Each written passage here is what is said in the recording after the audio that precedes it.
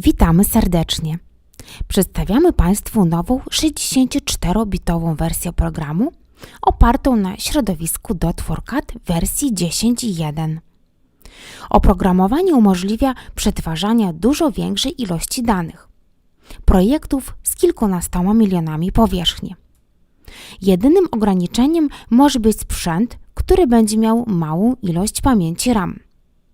Zwiększając pamięć, można tworzyć wymarzone, jeszcze większe niż dotychczas projekty. Jeżeli chodzi o interfejs graficzny, został on znacznie ulepszony. Ma on przede wszystkim przejrzysty układ dzięki nowym przyciskom na paskach narzędzi. Ale to nie wszystko. Nasze menu zostało rozbudowane oraz uporządkowane. Wszystkie polecenia, które się w nim znajdują, występują również w paskach narzędzi. Zmienione zostały także nazwy niektórych poleceń w celu sprecyzowania ich funkcjonalności. Paski narzędzi zostały podzielone na podobne do siebie grupy tematyczne, prezentując kolejno następujące po sobie działania w procesie projektowania. W programie można również otworzyć narzędzia palet, gdzie mamy do dyspozycji dodatkowe polecenia do edycji i zarządzania rysunkiem. Jeżeli chodzi o język, w nowej wersji programu elementy środowiska CAD oraz naszego menu po raz pierwszy dostępne są w języku polskim. Jest on ustawiony jako język domyślny dla polskiej wersji programu. Natomiast dla wszystkich wersji zagranicznych ustawiony jest język angielski. Gdyby ktoś miał taką potrzebę, istnieje możliwość zmiany języka polskiego na angielski. W tym celu na pasku poleceń klikamy prawym przyciskiem myszy. Wybieramy opcję Wyświetlanie i w oknie programu mamy do wyboru język. I właśnie tutaj możemy zaznaczyć, w jakim języku chcemy pracować. Pamiętajmy o tym, że skutkiem zmiany języka w programie są również zmiany niektórych komend, skrótów klawiaturowych oraz przede wszystkim poleceń w czasie rysowania. Przy okazji warto zwrócić uwagę na to, że mamy również możliwość spersonalizowania wyglądu interfejsu. W tym samym miejscu, tuż nad ustawieniem wyboru języka, możemy wybrać nasz ulubiony motyw. Dla przykładu wybierzemy Office 2007 Aqua i potwierdzimy nasz wybór przyciskiem OK. Widzimy różnice w odcieniu oraz ogólnym wyglądzie pasków narzędzi. Dla osób, które lubią minimalizm, warto przyjrzeć się m.in. motywowi Windows XP albo Windows 7 oraz dodatkowe zmiany na przyciski w skali szarości. W tym przypadku zmieniony interfejs będzie wyglądać w taki oto sposób. Jeżeli chodzi o pasek poleceń, to jest on domyślnie kotwiczony na dole okna programu. To nie jest jedyne miejsce, w którym musi się znajdować, jak najbardziej można go przesunąć w innym, dowolnym kierunku. Żeby to zrobić, klikamy pasek poleceń lewym przyciskiem myszy, przesuwamy go w wybrane przez nas miejsce i najeżdżając na strzałki, które jak widać podświetlają się na niebiesko, kotwiczymy. Jeśli chcemy, żeby pasek poleceń był niewidoczny w czasie projektowania, klikamy na pineskę, ustawiając ją w pozycji bocznej i pasek poleceń automatycznie nam się schowa. W każdym momencie możemy go wywołać, najeżdżając myszką na widoczny przycisk pasek poleceń. Jeżeli chodzi o samo środowisko 2D, jego domyślny wygląd został taki sam.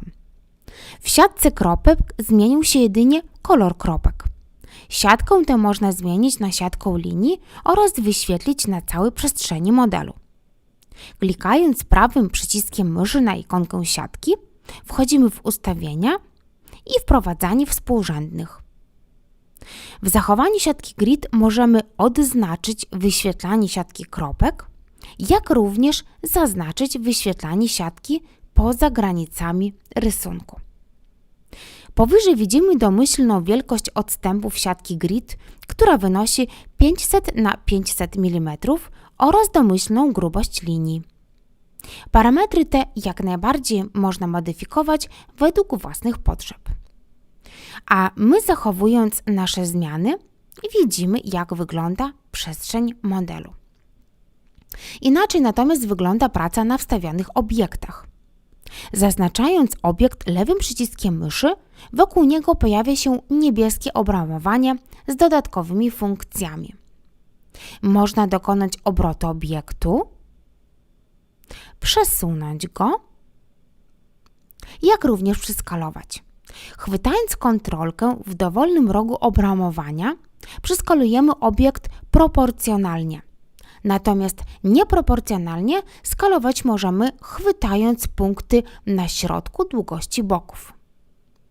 Dodatkowo możemy korzystać z dynamicznego wprowadzania danych. Przycisk do tej funkcji znajdziemy na pasku Status Bar, zaznaczając lub odznaczając go za pomocą kliknięcia myszy.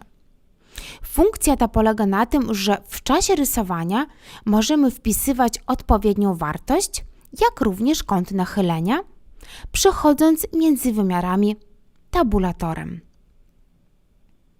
Przy zaznaczonym dynamicznym wprowadzaniu danych, podczas wpisywania komendy z klawiatury, program automatycznie podpowiada możliwe polecenia po prawej stronie kursora myszy. Wyłączając dynamiczne wprowadzanie danych, komendy z powrotem będą wyświetlać się na pasku poleceń. Oprócz wcześniej omówionych różnic, zmianom uległo również działanie myszki komputerowej. Dotychczas obracaliśmy rysunek pod dowolnym kątem w 3D klawiszami Ctrl i lewym przyciskiem myszy. Teraz będziemy mogli to zrobić, używając jednocześnie Ctrl, Shift oraz środkowy przycisk myszy. Pojawia nam się oś, dzięki której możemy dodatkowo obracać projekt w pionie lub w poziomie, chwytając za te widoczne mniejsze kółka. Obracać bez widocznej osi możemy także klawiszami Shift i środkowy przycisk myszy. Oprócz tego w poprzedniej wersji programu klawiszami Ctrl i prawym przyciskiem myszy obracaliśmy widok projektu w osi 2D. W nowej wersji programu, używając tych klawiszy, otworzymy menu przyciąganie, które wyświetli się po prawej stronie kursora myszy.